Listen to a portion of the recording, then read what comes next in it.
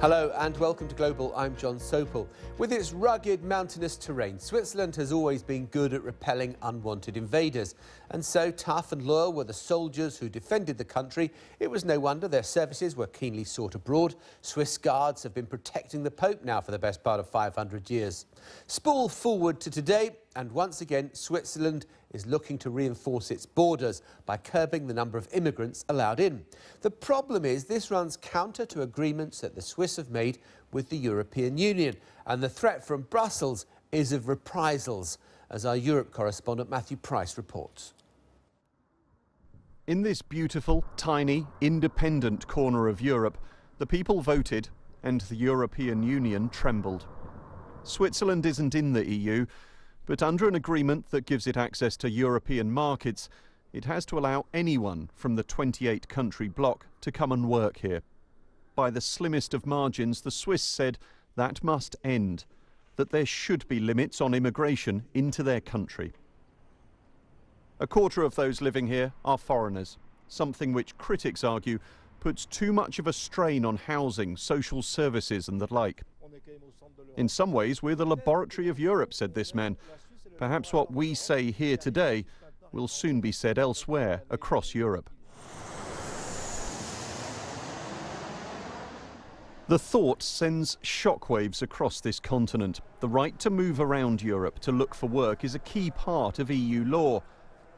On BBC Radio, the European Commission's Vice President said Switzerland must honour its agreement with Brussels. But they are bound by bilateral agreements, which gives them access to the internal market, an internal market with 507 million potential consumers. And so should that access be restricted now as a result of this vote? You cannot have a pick and choose.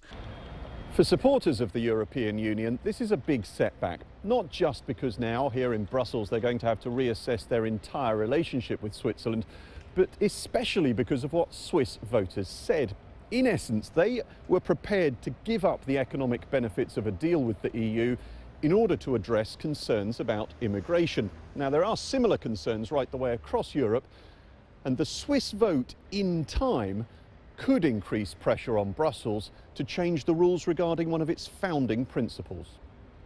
So where does this leave governments like Britain's, which would also like to adjust the EU's rules on immigration? The Foreign Secretary wasn't saying as he arrived for a summit today, but in the UK, the Netherlands, France and elsewhere, critics of the right to move around the EU are already suggesting the Swiss vote has huge repercussions. Matthew Price, BBC News, Brussels. Well, Thomas Clough is from the European Council on Foreign Relations. He's in our Brussels studio. Robin Chaser from the Federation of European Employers is in our Bristol studios. And with me here in the studio, Harjap Singh Bangal, a UK immigration lawyer. Welcome to you all.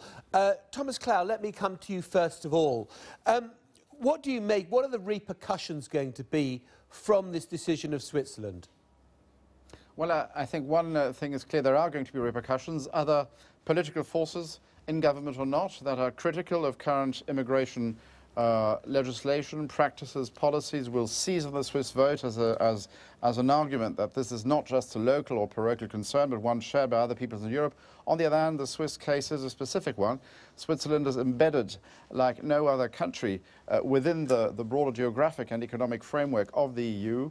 It has a very high percentage of non-Swiss residents already within its territory, and of course the majority by which this measure was carried was, as your correspondent rightly said, the thinnest of all possible majorities. So these are factors, I think, to bear in mind.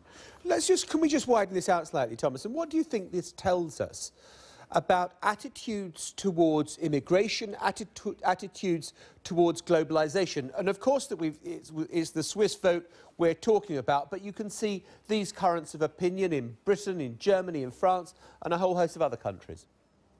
Well, the migration debate has been with us, I think, in Europe now for many decades, and has become, for better or worse, a fixture of our democratic debate, our democratic life, and our party political programs in many cases.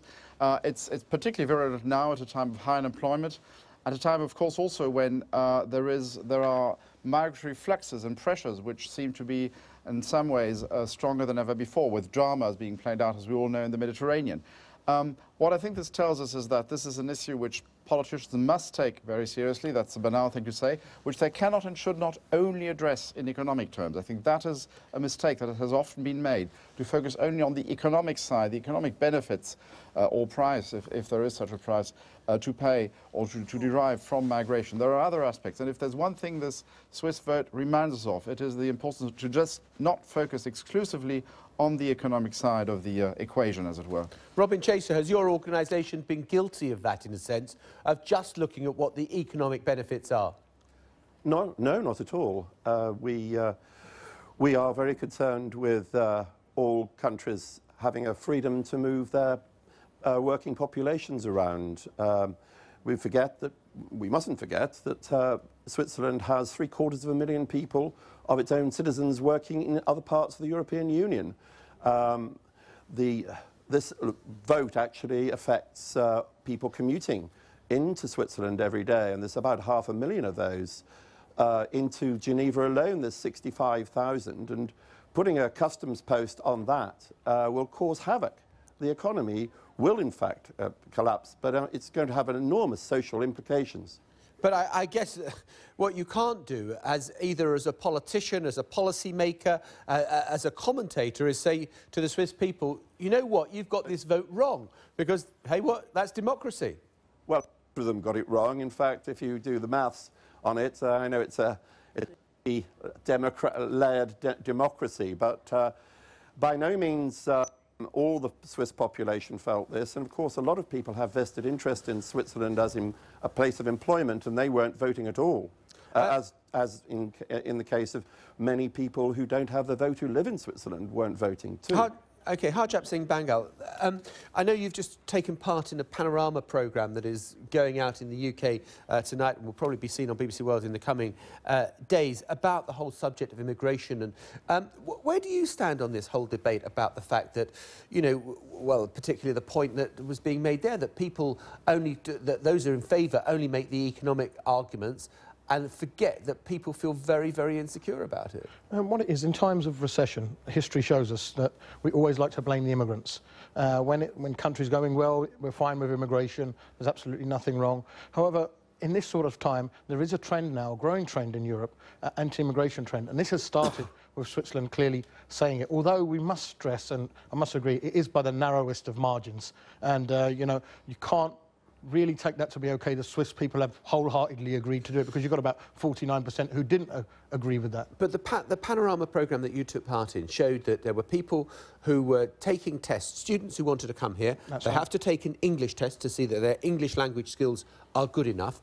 And the person who was tutoring them was giving them the answers so that they would all get 100% in their exams. Now, that makes a mockery of immigration controls, and doesn't that lead to people feeling even more resentful about foreigners coming into the country? It's up to each country to secure their borders. Before they decide to let people in, there should be issues that they need to consider. Now, this country has 1 million illegal immigrants estimated living here. Before we're letting others in, we need to decide what to deal with that. And of course, we use the old age argument, oh, they're taking our jobs. But in my experience, all of the illegal immigrants are working. Hardly any are on any benefits.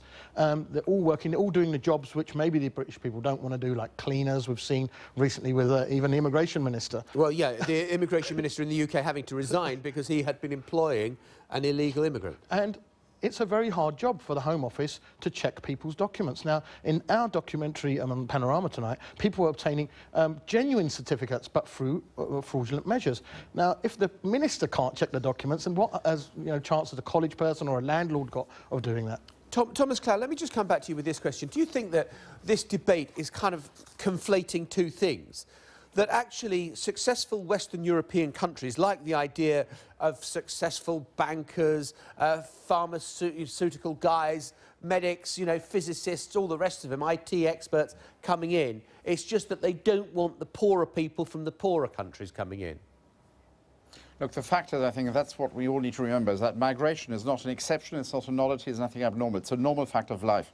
It's a normal fact of life of societies, of countries. It has been so actually for thousands of years. It had been so forever, since the beginning of civilization or mankind. People move around. And that is not a bad thing. That's a good thing. That's good for cultural development, it's good for economic development, I would say it's good for human development. The question is then, how do you address it? Because there are enormous benefits, but of course it can also at times be, if it goes wrong, be in certain particular places and spaces disruptive. And it's a topic that can be seized on by populists in democratic politics and non-democratic politics, as we've seen in European history. So what I would say is we shouldn't conduct the debate purely in economic terms. We should highlight the other non-economic benefits of migration. That's very important. Then we should say that this is a normal state of affairs. It's nothing exceptional, and it's nothing that can be stopped. It has never been stopped in the history of humanity. Okay. And thirdly, yes, it shouldn't be just for the rich. What about asylum seekers and bona fide refugees? They shouldn't drop out of the migration equation. Okay, Thomas Clout, Robin Chaser and Harjap Singh Bandagal, thank you very much indeed, all of you, for your time being with us. Thank you. Thank you. Now, a new humanitarian truce is being negotiated